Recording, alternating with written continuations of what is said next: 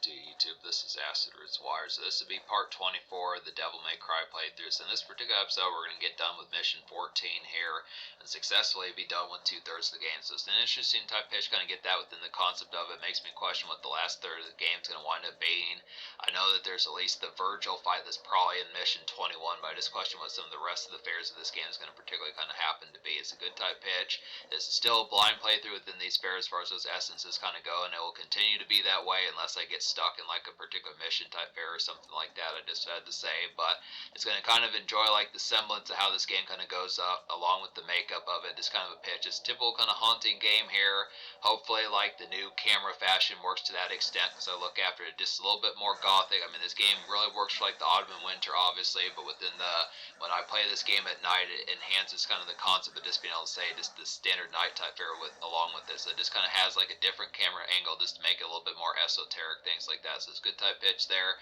But I look after just within the fair. I mean, yeah, I look after. I noticed that we're not necessarily as much. I think we're still on like the same island as far as this fair. I mean, it seemed like the ghost ship was kind of sailing somewhere. I don't get the composition of where the setting particularly is being right now, but it's just within the concept of saying it seems like we're at a coliseum that's probably going to take place in the next episode. So I'm guessing there's some sort of gladiator like fighting, which is interesting because this is kind of a gothic type game, to seeing what the context of it could kind of be. But I do realize that this is kind of in a royal type fashion with like the castles and stuff, so we'll have to see what happens here. But just look after it just me being able to suppose, like, yeah, I was getting a little bit lost in this particular episode trying to figure it out, but I wanted to see if I could do it without using, like, a guide or something like that, just at least, I mean, I probably would have had that recording session.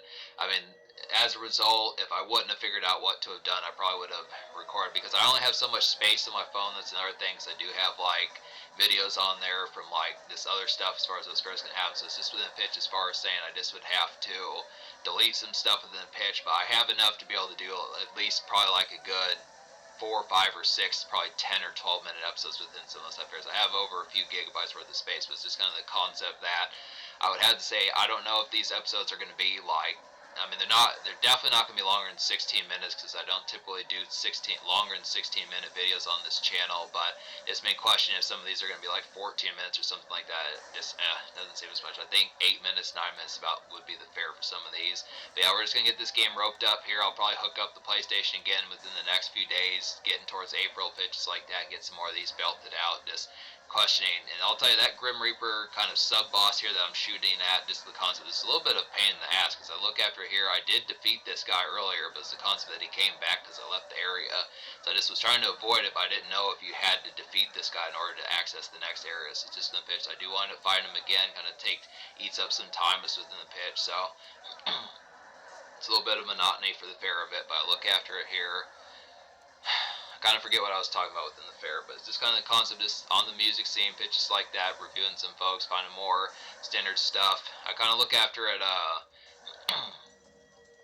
don't know, I mean, the problem with, like, rap music websites right now is I just feel like a lot more rap websites are just kind of becoming more square-like. It's just very disappointing being a fan of rap music right now, because I just feel like, I don't know how most folks feel. I mean, I do appreciate Kendrick Lamar, but I kind of feel like ever since he made that song, Not Like Us, people have just been really, like, gobbling every last bit of semen in his balls. And it's just kind of the concept as far as saying these people are just, it's kind of like when Jay-Z said that there's just too much West Coast dick licking going on. I think the concept, I mean, I appreciate Kendrick, but I really feel like folks are kind of really, like, you know, fetishly kind of obsessed with him at this particular stage, and there's not much going on hip-hop social media apart from that. I mean, I look after it, like, and, you know, there's just other folks like G-Eazy talking about how he would rather gush over Nas's Illmatic instead of like an Eminem album or something like that. It's just kind of the concept.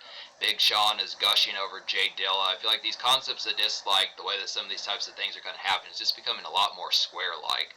I don't know, I'm just a traditionalist. I kind of missed the concept where people thought that like 50 Cent's Get Rich or Die Trying was kind of a good album, or Exhibit's Restless that never really gets any accolades, you know, just things like that. Some of those I just think within those particular type fairs, just kind of the concept. I've just noticed like there's a general get up of like the folks out there and within that particular climate that happen to really celebrate like the Kendrick Lamar to Pimp a Butterfly album. And I just look within the pitch.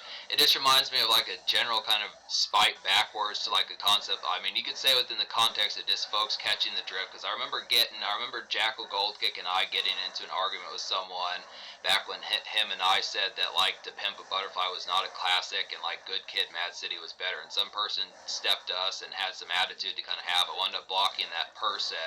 But this is within the concept. I just think there's a lot of backlash where people really defend that album between like the Library of Congress and just folks like that kind of having like the composition and just really saying that there's like something. I don't know if it was Rolling Stone, but some particular folks wound up saying that they thought that was the best album of all time, even compared to things out of like the 40s when you think of like the White Album by the Beatles or Thriller by Michael Jackson, some of those type ones. I think it's just ahead of everything. I mean, just the commonplace behind. I don't care within certain fashions, but I just think the concept of it just haphazardly happening to be a project that I have not celebrated more. Just I think is kind of vindictive, and that just kind of.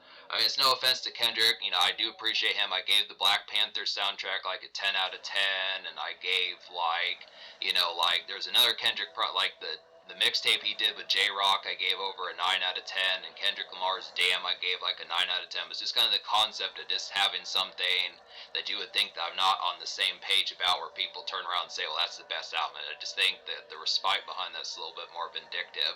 And I know Jackal Goldkick would have my back on that as far as those fairs can have. But it's just within the tone as far as saying it's just the pensiveness, just that particular product that just people acting in envy right now. I kind of look within that context as to how a lot of that's been going. So it's just the pitch behind it. I know I'm just kind of venting in this episode, but it's just kind of something. Just you wake up to it every single day to some sort of concept as far as those fairs going to happen. So it's just the product of that. So I don't know. I just don't see the Tech Nine celebrations. Not really talk about Eminem that much. Hobson, some of these types of people. It's just kind of the context. There's just nowhere to really turn in terms of more alternative type fare for like hip hop kind of news. This gets vindictive. But I just look after it. It's just kind of the tone behind it. Just something to think about. So we'll get to Mission 15 as far as those fairs can happen. Just kind of a venting episode, but just something kind of have some thoughts in your mind as far as those fairs. Just tell me what you think within those fairs.